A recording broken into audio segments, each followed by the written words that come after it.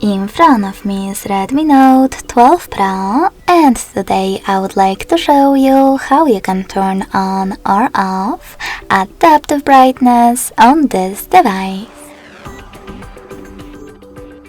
First of all, go into Tab menu.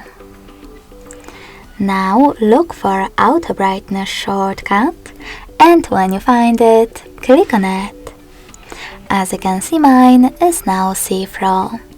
That means that auto brightness is disabled, but you can always enable it by tapping on the same shortcut again. You can also go into Devices Settings, scroll down just a bit and tap on Display. Then click on Brightness Level and tap on this switcher next to Automatic Brightness to turn it off or on. Thanks so much for watching. If you enjoyed this video, smash that like button, comment and subscribe.